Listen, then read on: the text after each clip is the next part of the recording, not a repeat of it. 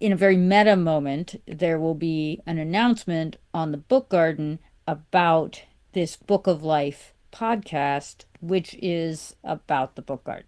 So Yes. Oh my gosh, it's a hall of mirrors. You're right. there we go. That's very funny. This is The Book of Life, a podcast about Jewish kidlit. I'm Heidi Rabinowitz. My friend Susan Kusel has all the Jewish literary bases covered. She's an author, she's a synagogue librarian, she's been a buyer for a bookstore, and like me, she's a past chair of the Sidney Taylor Book Award Committee. We are basically best book buddies, and we do a lot of projects together to promote Jewish kidlit. Our newest project is the Jewish Book Garden, a website/newsletter on Substack. In this episode, Susan and I break down what the Jewish Book Garden is, who it's for, and what you can expect to find in your inbox when you subscribe to it. Don't miss our announcements about our summer reading club and our new seasonal Zoom discussion group. You can find show notes, a transcript, and bonus content at bookoflifepodcast.substack.com. Hi, Susan. Happy Jewish American Heritage Month and also Canadian Jewish Heritage Month. Hi, Heidi. Lovely to talk to you. I think we have determined that I am your most frequent podcast guest. That is true. That's my goal, is to appear as much as possible on the Book of Life. I believe you have been on the podcast at least 8 times in the past, so this is number 9. You've been on the show as the chair of the Sidney Taylor Book Award Committee, as the author of The Passover Guest, to talk about various projects that we do together. And that's what we're going to talk about again today is one of our projects. So would you like to reveal to our listeners what we are going to talk about this time? So today on the Book of Life, we want to talk about the Jewish Book Garden. jewishbookgarden.substack.com. It's a website. It's an e-newsletter. It is a hub for our various projects. We were thinking about 3 interconnected groups of stakeholders when we created it. So the first group is the creators of Jewish kidlit, like authors and publishers. The second group is advocates for Jewish kidlit, librarians, bloggers, influencers, people who promote these books. And then the third group is the readers who consume the books. And on our About page at the Jewish Book Garden, we explain this with lots of fun garden-y metaphors about blooming and growth and things like that. Feasting on Jewish books and harvesting Jewish books and growing Jewish books.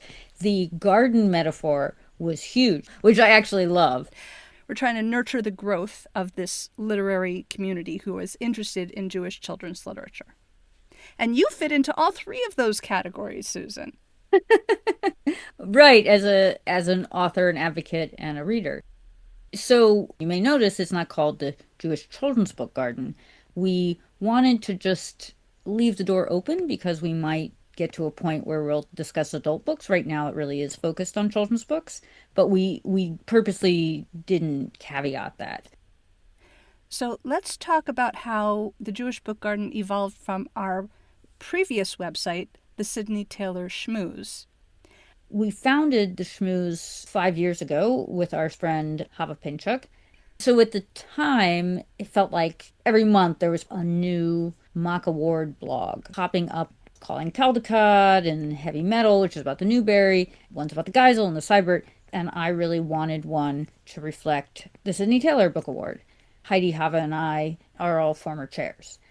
So the idea was books that were eligible for Sidney Taylor and we thought had a shot at the award.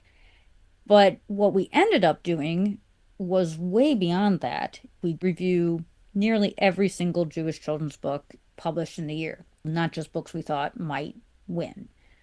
So I felt that we had outgrown this. That wasn't the point anymore. The point was a very complete Jewish book review blog.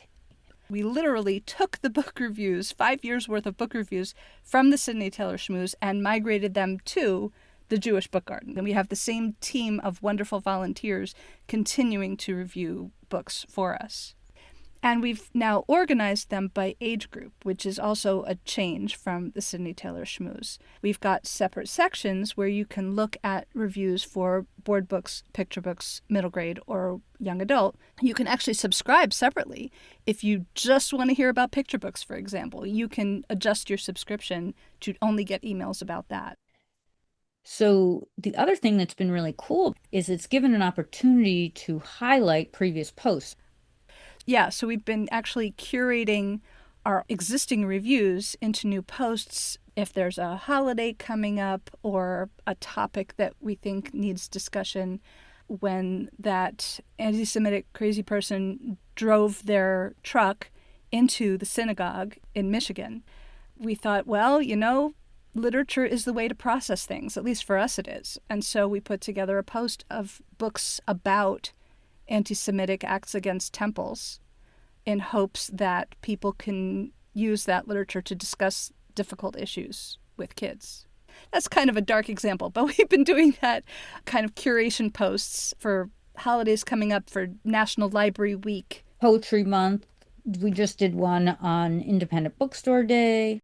It's really cool. We have a platform in a way that we haven't before. It's also given us an opportunity to talk about news in the industry. Yes, we were able to put up a post as soon as the press release came out about the turnover at Behrman House. Behrman House has been around for over 100 years in the Behrman family, and now it is leaving the family, but under, very good stewardship. That was a big deal to be able to share that. A very big deal. I am also going to be sharing that in the future on the Book of Life because I just recently interviewed David Behrman, Vicky Weber, and the new owner, Derek Stordahl. We have multiple ways of sharing our news. But see, this is one of the exciting things is that the Book of Life is not siloed now from my other projects because I can share Book of Life episodes on the Jewish Book Garden so that people will get to hear those interviews who might not otherwise have been aware of them. Another thing about the Jewish Book Garden is that we've got a resources page. So if you click on the resources tab at the top, under the resource list, we have awards, we have book lists, organizations, podcasts, including this one that we're talking on right now, a list of Jewish publishers. Some of the resources on this list are joint projects of ours, which finally have a home where we can talk about all of it together. One of those things is the Jewish Kidlit Mavens group on Facebook, which has over 2,000 members. We started about 5-6 years ago, I think. A lot of our projects start this way, where I'll say, hey, what if we fill in the blank? And Heidi will be like, and here it is. When I get excited about something, I just go. You just go. So one of the projects which evolved that way is the Holiday Highlights Committee through the Association of Jewish Libraries, AJL. Right. So the holiday highlights lists come out for the spring and fall publishing seasons. We are trying to promote the best new children's books about Jewish holidays. Another resource is the Media Pitch Kit that we created specifically aimed at helping publicists and authors and publishing houses to promote Jewish children's books, although it really can also be used for adult books. Yeah, so this list includes Jewish blogs, podcasts, newspapers, and websites that you can pitch your book to. And it's somewhat crowdsourced, so we are happy to get additional information from people about other places that books can be pitched to. So let us know if there's something not in the pitch kit that you think belongs there. One other resource that we should mention is our wish list of books that we are hoping that somebody will create, topics that we feel are underrepresented. The Jewish Book Council has a seminar every year for Jewish children's book creators. And I've spoken at it many times and made suggestions on books that I would like to see. And so this list evolved from my, back of the napkin notes to an actual list. Well, let me ask you, off of this wish list, just a few of the things that you wish for the hardest. I would love to see more about Sephardic and Mizrahi Jews. I'd love to see STEM topics, science, technology, engineering, and math, poetry, actual poetry collections, fantasy and science fiction, books about holidays that are not about Hanukkah and Passover, comedy and Jewish joy, craft books, more children's cookbooks. There really are almost no early readers. If you think of Elephant and Piggy or The Cat in the Hat that have very short, simple sentences. A couple other things I'm going to mention that are actually not joint projects. On Library Thing, I've created a diverse Jewish Kidlit database. And I also wanted to mention the evaluation guide for libraries about how to evaluate Jewish children's books individually and also to evaluate your library collection to see if you have a solid collection of Jewish children's books on your shelves. One of the reasons I wanted to have you on today, Susan, to talk about the Jewish Book Garden is that we actually have an announcement about our summer reading club.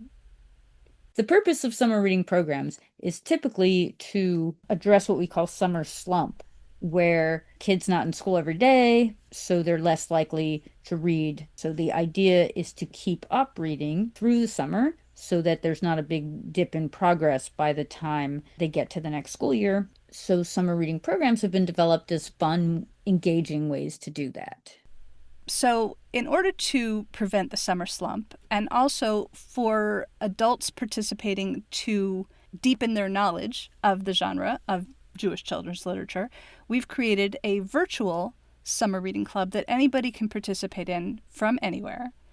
And if you go to the Programs tab at the top of jewishbookgarden.substack.com, you will find our summer reading club post where you can download the handbook. The handbook will get you book logs, reading recommendations, a book bingo game, badges you can earn, book-related crafts, and a certificate of achievement. You are in charge of your own achievement. This is a self-directed club. You don't have to sign up. You don't have to turn in anything. You can fill out that certificate with your name and the number of books you read, and nobody is checking on you. So it's just up to you. But we would love to hear from you about what you're reading and how you're enjoying the activities that we've offered. I do want to point out that the Jewish Book Garden is designed for grown-ups who love Jewish children's literature. So the Summer Reading Club is the same, although kids are definitely welcome to participate, because after all, our ultimate goal is to get kids to read these great Jewish titles. So you, the listener, can participate. Any children in your life are welcome to participate. If you are involved with a Jewish summer camp, you can invite those kids to participate. So it's really designed to be flexible for all ages. And participating by reading more Jewish books over the summer, no matter what your age, is also really helpful to the industry as a whole. Because whether you're buying books or borrowing them from the library, all of that is helping to increase the market for Jewish books. So it's actually not only helping your summer slump or your knowledge of the genre, it's also helping the whole ecosystem of Jewish children's literature. And this is really important because we would like more publishers to publish Jewish books. They look at statistics like how many books are bought or library usage and things like that. And so the more we read, the more we check out, the more we talk about, the more we advocate for this field, the more those books are going to get published and used and read. Exactly. So we've created this Jewish Summer Reading Club not only for fun, but also as an entertaining, joyful way to boost the whole entire field of Jewish children's literature. So we hope that you will help us do that and have fun doing it. One of the summer activities is to kick off a discussion series on Zoom. We will publicize the date on the Jewish Book Garden, so do please subscribe so that you will get that notification.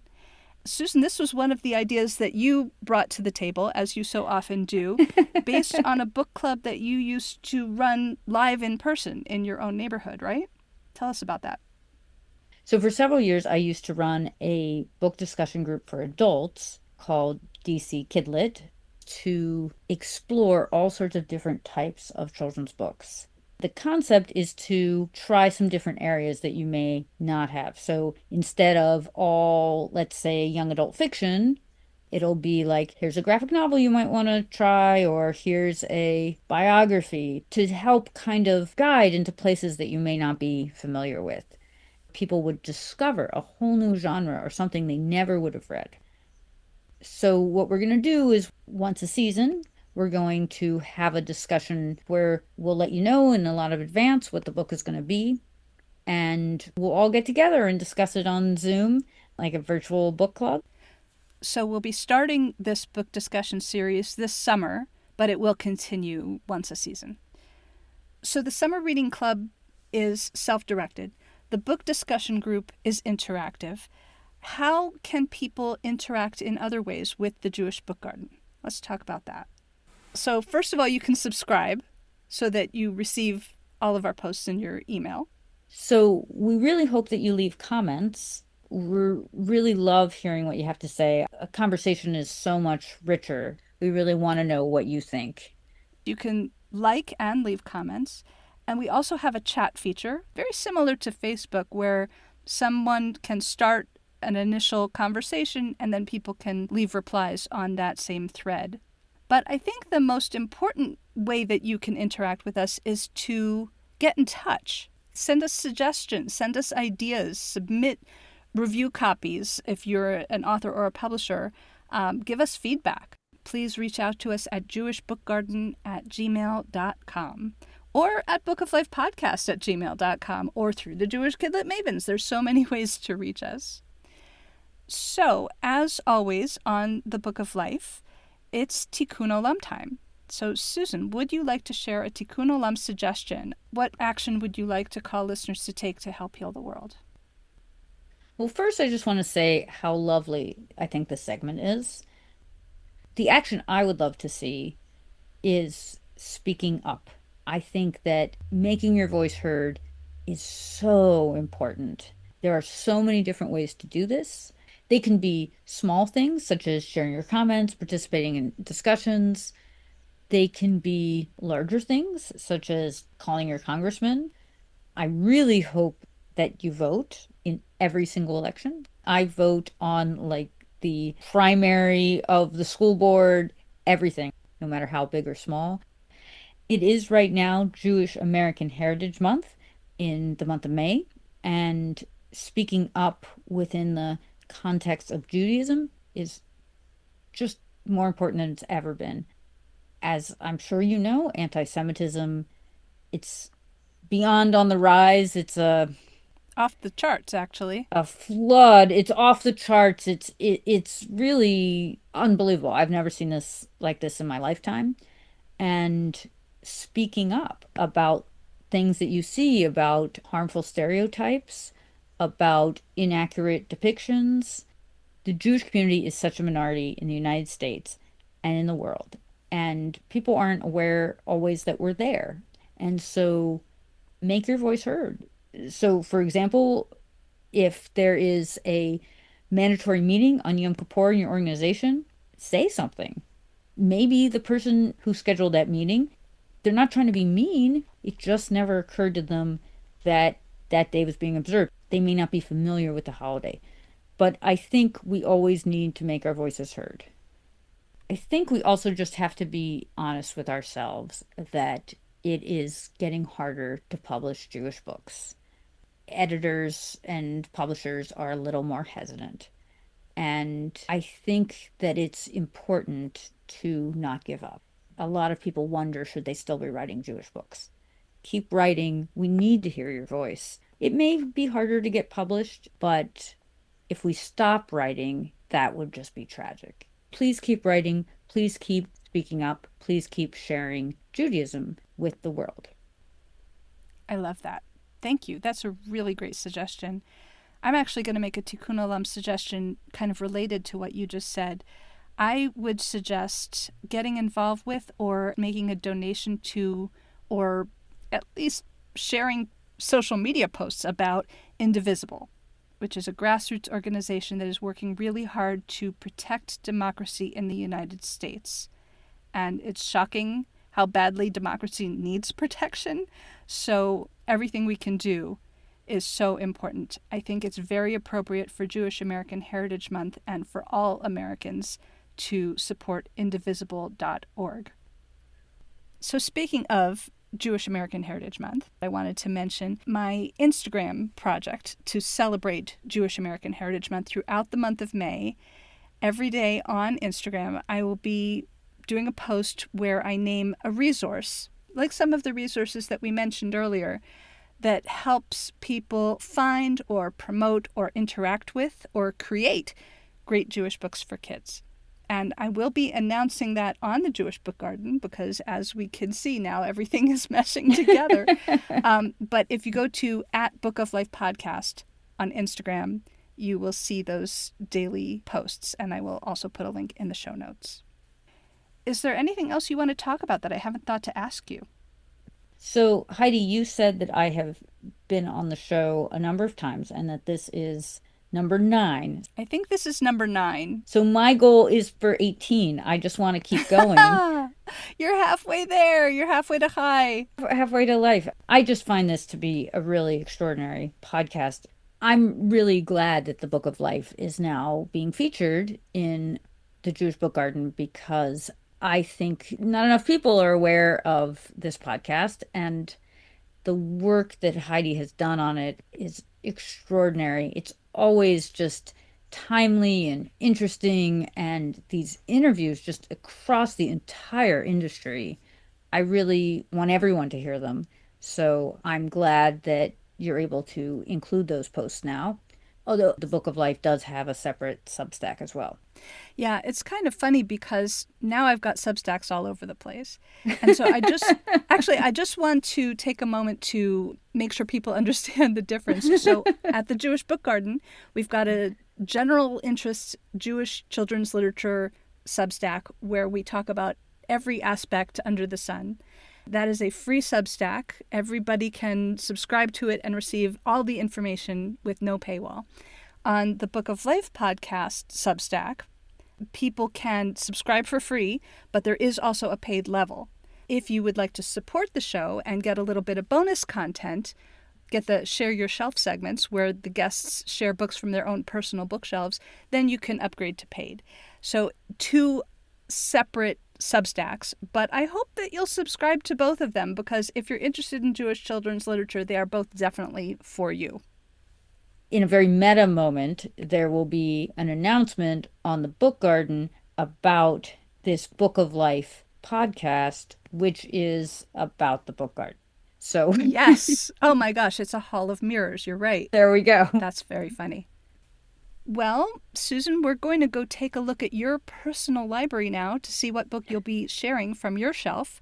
So anyone who wants to hear about your pick can become a paid subscriber on the Book of Life Substack, bookoflifepodcast.substack.com, to get access to the Share Your Shelf segments.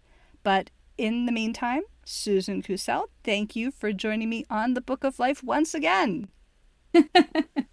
Thanks for having me, Heidi, yet again, and I hope many more to come.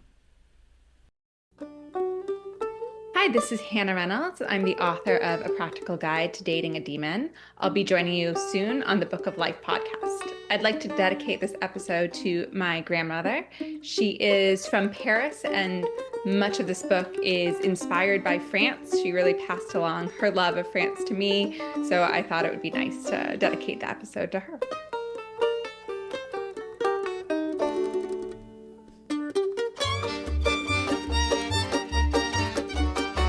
Say hi to Heidi at 561-206-2473 or bookoflifepodcast@gmail.com. I'd love to hear from you. Subscribe for free to bookoflifepodcast.substack.com to get show notes, transcripts, Jewish Kidlit news, and calls to action right in your inbox. If you'd like to receive the bonus Share Your Shelf segments, you can upgrade to a paid subscription. The Book of Life is also on Facebook, Instagram, YouTube, and our 20-year back catalog is online at bookoflifepodcast.com. Want to read the books featured on the show? Buy them through bookshop.org/shop/bookoflife to support the podcast and independent bookstores at the same time. The Book of Life is sponsored by the Association of Jewish Libraries, the leading authority on Judaic librarianship. Learn more at jewishlibraries.org. Additional support comes from Congregation B'nai Israel of Boca Raton, Florida at cbiboca.org. AJL also sponsors our sister podcast, Nice Jewish Books, a show about Jewish fiction for adults. Stick around past these credits and you might hear a promo for the latest episode of Nice Jewish Books. Our theme music is provided by the Freilach Makers Klezmer String Band. Thanks for listening, and happy reading!